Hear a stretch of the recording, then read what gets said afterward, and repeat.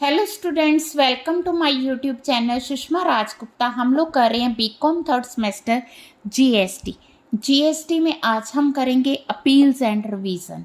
चलिए शुरू करते हैं।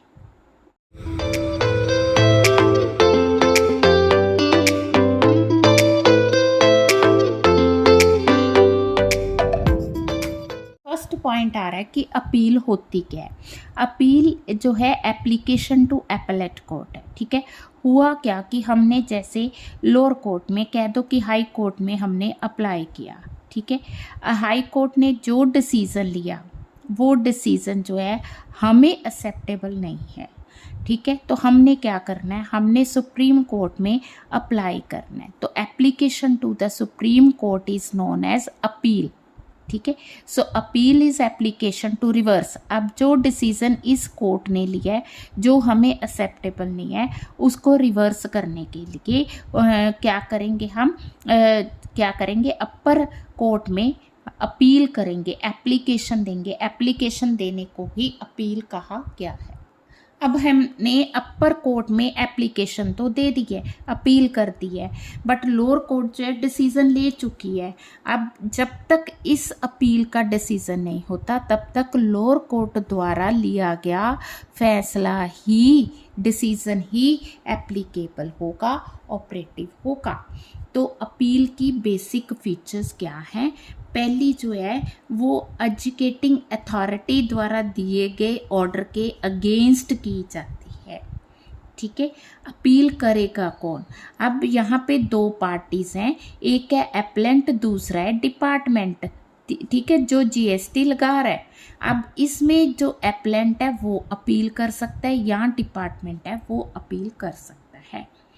तो यहाँ अगर एप्लेंट जो है, एप्लेंट मतलब कोई भी हो सकता है जिसने अपील के लिए अप्लाई किया है, तो वो अग्रीव्ड है। अग्रीव्ड मतलब उसको किसी तरह की प्रॉब्लम है कि जहाँ वो कह दो कि उसके लिए डिसीजन एक्सेप्टेबल नहीं है। ठीक है, अब अपील फाइल करने के नॉर्मली 3 पार्ट्स हैं। पहला फॉर्म ऑफ अपील, दूसरा स्टेटमेंट ऑफ फैक्ट, तीसरा ग्राउंड्स ऑफ अपील, भी हम अपील कर क्यों रहे हैं। नेक्स्ट आ गया no remand to lower authority. ठीक है, इसमें कहा गया है जैसे हमने हायर कोर्ट में अप्लाई किया, अब हायर कोर्ट के पास पावर है कि वो चाहे जो मर्जी ऑर्डर कर सकती है जो उसको जस्ट एंड प्रॉपर लग रहा है। ठीक है, वो पुराने डिसीजन को कंफर्म कर सकती है, उसको मॉडिफाई कर सकती है, पर वो किसी भी लेवल पे ये नहीं कह सकती कि इस अपील का डिसीजन जो है पहले वाली कोर्ट लेगी। ठीक है, वो appellate does not power to remand the case to original. Original मतलब जिसके डिसीजन से अनसेटिस्फाई होके अपील की गई है उसी के पास दोबारा डिसीजन मतलब वो रेफर नहीं करेगी। ठीक है, देन सीजीएसटी ने भी प्रोविज़न बनाया कि फर्स्ट अपील जो है before applet authority and second जो है before national goods and services tax applet tribunal के पास जाएगी। अब एप्लेट अथॉरिटी कौन है? वो डिपार्टमेंटल ऑफिसर्स हैं। ठीक है, पर जब भी आपने अपील करनी है तो आपको 10% टैक्स प्री डिपॉजिट करवाना होगा।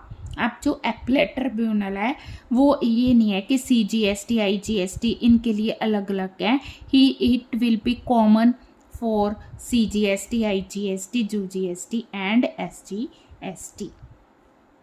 ठीक है, अब पॉइंट आता है कि अगर जो अपील है वो 5 लाख रुपए तक की है तो एप्लेट ट्रिब्यूनल का कोई एक सिंगल मेंबर भी डिसीजन ले सकता है। ठीक है, अब एप्लेट ट्रिब्यूनल के पास अपील जाएगी उससे पहले आपको 20% टैक्स पे करना ज़रूरी है।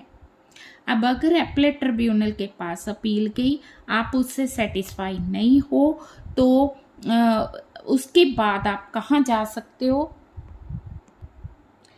कहने का मतलब है कि जो एप्लेट ट्रिब्यूनल है आपने उसके ऑर्डर के अगेंस्ट की है अपील तो आप हाई कोर्ट में जा सकते हो। ठीक है, हाई कोर्ट में आप तभी जाओगे अगर वहाँ पे क्वेश्चन ऑफ लॉ जो है अराइज होता है। ठीक है।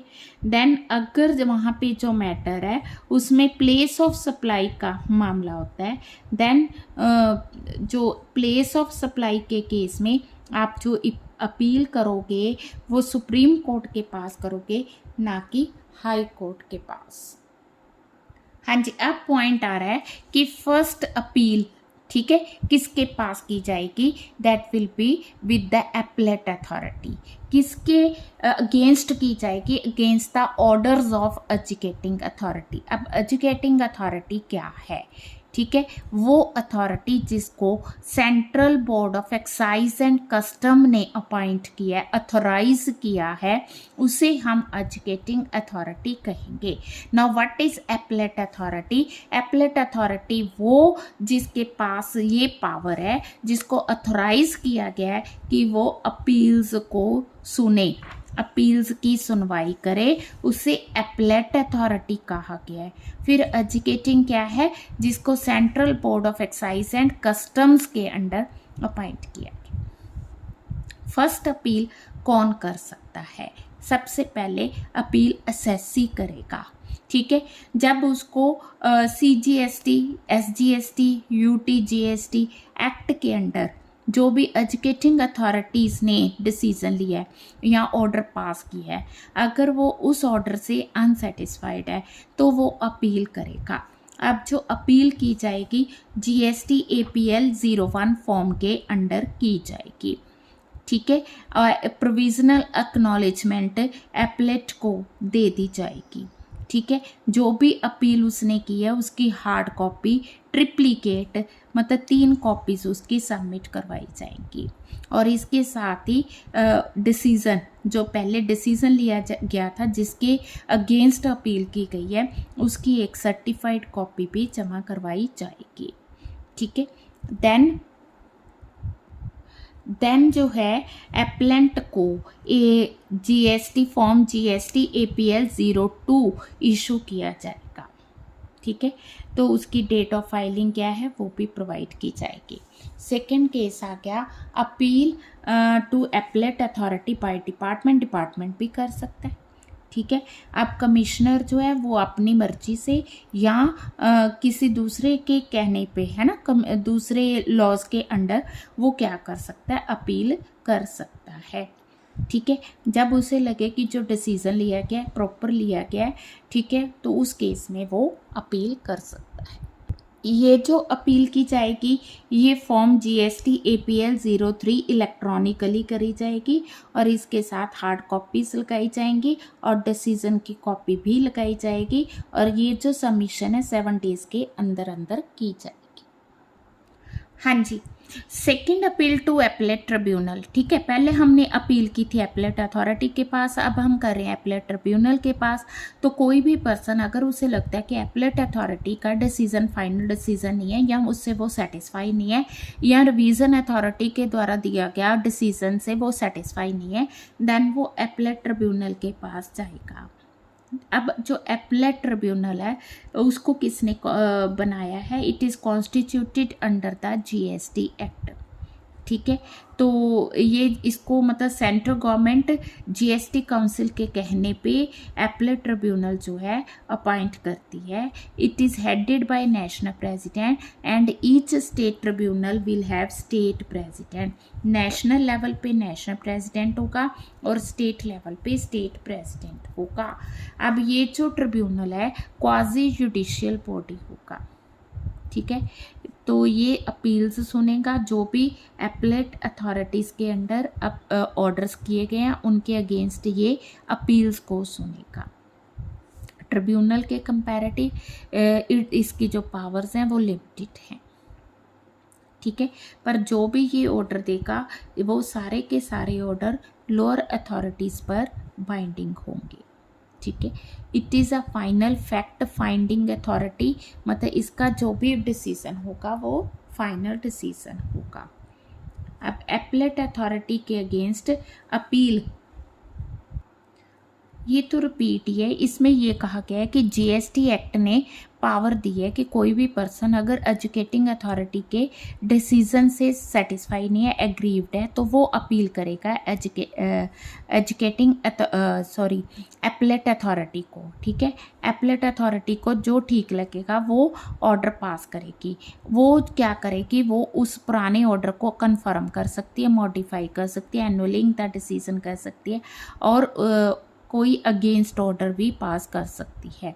ठीक है, अब अगर एपलेट अथॉरिटी का डिसीजन नहीं सेटिस्फाई है, देन वो किसके पास जाएगा, ट्रिब्यूनल के पास जाएगा। अब आ गया हमारे पास कमिश्नर। कमिश्नर के पास ये पावर है कि जो उसको ठीक लगे वो ऑर्डर पास कर सकता है। हाँ जी, हम बात कर रहे हैं एपलेट ट्रिब्यूनल की। एपलेट ट्रिब्यूनल को goods and services tax appellate tribunal कहा जाएगा। ये एपलेट अथॉरिटी द्वारा पास किए गए ऑर्डर्स के अगेंस्ट अपील सुनेगा और उसकी रिवीजन भी करेगा। ठीक है, तो इसके आगे कई तरह के बेंचेस हैं। तो इसमें सबसे पहले नेशनल बैंक। नेशनल बैंक जो है ये न्यू दिल्ली में होगा और it is presided by the president, और इसमें एक टेक्निकल मेंबर सेंटर लेवल का होगा और एक टेक्निकल मेंबर स्टेट लेवल का होगा। हाँ जी, काउंसिल्स के कहने पे गवर्नमेंट जो है रीजनल बेंचेस जो है वो कॉन्स्टिट्यूट करेगी। रीजनल बैंक में एक जुडिशियल मेंबर होगा, एक टेक्निकल मेंबर सेंट्रल लेवल का और एक टेक्निकल मेंबर स्टेट लेवल का होगा। ठीक है, और कितने हमने रीजनल बेंचेस रखने हैं काउंसिल डिसाइड करेगी। उनकी लोकेशन क्या होगी वो भी काउंसिल ही डिसाइड करेगी। हाँ जी, नेक्स्ट आ गया स्टेट बेंच। तो गवर्नमेंट जो है हर एक स्टेट या यूनियन टेरिटरी में बेंचेस अपॉइंट करेगी। इसमें वो सारी पावर्स होंगी जिसमें वो स्टेट पर अपनी पावर्स को अप्लाई कर सकती है। इसे स्टेट बेंच कहा जाएगा। ठीक है, इसमें भी जितने रिक्वायर्ड मेंबर्स हैं, जितने काउंसिल्स चाहे उतने मेंबर्स अपॉइंट कर सकती है। हाँ जी, बड़ा अच्छा पॉइंट है कि इन बेंचेस ने किन मैटर्स पे डिसीजंस लेने हैं। तो नेशनल बेंच ये सेक्शन प्रोवाइड करता है। National bank, regional bench, they shall hear the appeal against orders by appellate authority. जो एपलेट अथॉरिटीज़ ने ऑर्डर पास किए या रिवीजन अथॉरिटी ने ऑर्डर्स पास किए और जो ऑर्डर्स प्लेस ऑफ सप्लाई से रिलेटेड हैं वो नेशनल बेंच या रीजनल बेंच सुनेगा।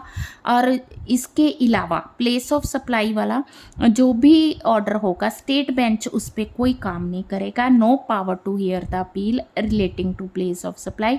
बट इसके अलावा जितने भी मैटर्स हैं वो कौन सुनेगा, स्टेट बेंच सुनेगा। हाँ जी, अब हम बात कर रहे हैं कि एपलेट ट्रिब्यूनल के पास जो अपील्स जाएंगी वो किस फॉर्म में जाएंगी। फॉर्म GST APL 05 में जाएंगी। कॉमन पोर्टल पे ये फॉर्म होगा वो फिल करना होगा और इसके साथ ट्रिप्लिकेट जो पुराना डिसीजन है, डिसीजंस की 3 कॉपीज भी साथ जाएंगी। इसके अलावा फाइनल एक्नॉलेजमेंट जिसमें अपील नंबर होगा उसके लिए फॉर्म GST APL 02 फिल किया जाएगा और इसकी जो 7 दिन के अंदर अंदर हार्ड कॉपी भी सबमिट करवानी ज़रूरी है। हाँ जी, appeal to appellate tribunal by department commissioner अपनी मर्जी से या कमिश्नर्स ऑफ अदर GST के कहने पे किसी भी प्रोसीडिंग्स को जो कि अभी अभी एपलेट अथॉरिटीज़ या रिविजनरी अथॉरिटीज़ ने पास की हैं, अगर उनको लगता है कि ये सही नहीं है या उनको लगता है कि इट इज़ फॉर जस्ट है ना, उसमें इंटरफेयर करना ज़रूरी है, देन वो 6 मंथ्स के अंदर अंदर एपलेट ट्रिब्यूनल को अप्लाई कर सकते हैं।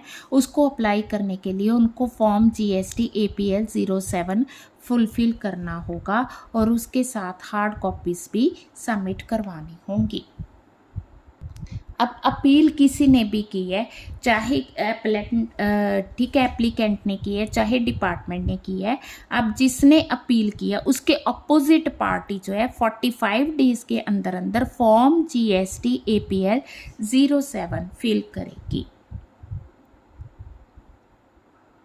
हाँ जी, अपील तो हमने कर दी। अब अपील करने के लिए फ़ीस भी चाहिए। तो फ़ीस कितनी है, तो 1,00,000 रुपया टैक्स के बदले 1,000 रुपया फ़ीस है। कहने का मतलब 2 लाख रुपए का टैक्स बनता है, 2000 फीस होगी, तो इस अकॉर्डिंग जो है आपने फ़ीस जमा करवानी है। अगर बाय चांस एपलेट अथॉरिटी को लगता है कि जो एप्लिएंट है उसने किसी कारण की वजह से वो थोड़ा लेट हो गया, नहीं अप्लाई कर सका, तो एपलेट अथॉरिटी चाहे तो अपील के टाइम को एक्सटेंड कर सकती है। ठीक है, जब एप्लेंट ने अपील करनी है, अपील करने से पहले उसको अपना टैक्स पे करना होगा, plus interest plus fine fees penalty वो उसे पे करनी होगी। ठीक है, अब अगर उसने प्री डिपॉजिट करवा दी और बाद में डिसीज़न ये हुआ कि उसको इतना टैक्स नहीं पे करना था, तो कोई बात नहीं, उसको वो जो टैक्स है वो रिफ़ंड हो जाएगा। इवन रिफ़ंड जो होना है उस पे उसको इंटरेस्ट भी मिलेगा। ठीक है, तो ये जो ट्रिब्यूनल जिसके पास हम अपील कर रहे हैं, 1 साल के अंदर अंदर वो उसका डिसीज़न करेगा। एपलेट ट्रिब्यूनल जो है, अगर वो चाहे तो अगर उसको लगता है कि यहाँ पे किसी भी तरह की मिस्टेक है तो वो उसको रेक्टिफाई कर सकता है। हाँ जी, नेक्स्ट है applicability of civil procedure code in appeals before tribunal. अब ट्रिब्यूनल जो है वे code of civil procedure apply करने के लिए बाउंड नहीं है, बट वो चाहे तो अपना प्रोसीजर भी चला सकता है। हाँ जी, ट्रिब्यूनल का डिसीज़न आ गया, या अगर आप स्टेट बेंच या एरिया बेंचेस के पास गए उनका डिसीज़न आ गया, पर आप डिसीज़न से सेटिस्फाई नहीं हो, तो उसके बाद आप कहाँ जाओगे, हाई कोर्ट के पास जाओगे। हाई कोर्ट में अगर आपने अपील करनी है तो आप फॉर्म GST APL 08 जो है उसको फाइल करोगे। उसके लिए टाइम क्या रखा गया, उसके लिए टाइम रखा गया 180 डेज़। देन आगे 4th appeal to supreme court. अब अगर आप हाई कोर्ट से या नेशनल बेंच से सेटिस्फाई नहीं है, देन आप कहाँ जाओगे, देन आप सुप्रीम कोर्ट के पास जाओगे, तो वहाँ पे आप अपील कर सकते हो। अब कुछ ऑर्डर्स ऐसे होते हैं जिनके अगेंस्ट आप अपील ही नहीं कर सकते। पहला केस है order of the commissioner empower to direct transfer of proceeding one officer to another. ठीक है, कोई इसमें जो है आम पर्सन को कुछ लेना देना नहीं है। अगर कमिश्नर एक ऑफिसर से दूसरे ऑफिसर को प्रोसीडिंग दे रहा है। सेकेंड, अगर जो ऑर्डर पास किया गया relating to seizure and retention of books है, तो उसके अगेंस्ट आप अपील नहीं कर सकते हो। अगर जो ऑर्डर है sanctioning prosecution under this act है, तो अपील नहीं कर सकते हो। अगर जो ऑर्डर पास किया गया है recovery of outstanding tax in instalment, आपको पहले वो इन इंस्टॉलमेंट कह रहे हैं टैक्स देने को, तो उसके अगेंस्ट आप केस नहीं कर सकते हो। ठीक है, तो ये जो चैप्टर था it was regarding the appeals and revision. तो मुझे लगता है कि आपको समझ आ गया होगा, तो आपने इसको अच्छे से करना है। वीडियो अच्छी लगी वीडियो को लाइक करें, चैनल को अभी तक नहीं सब्सक्राइब किया ज़रूर सब्सक्राइब करें और ज़्यादा से ज़्यादा वीडियो शेयर करें। Thank you.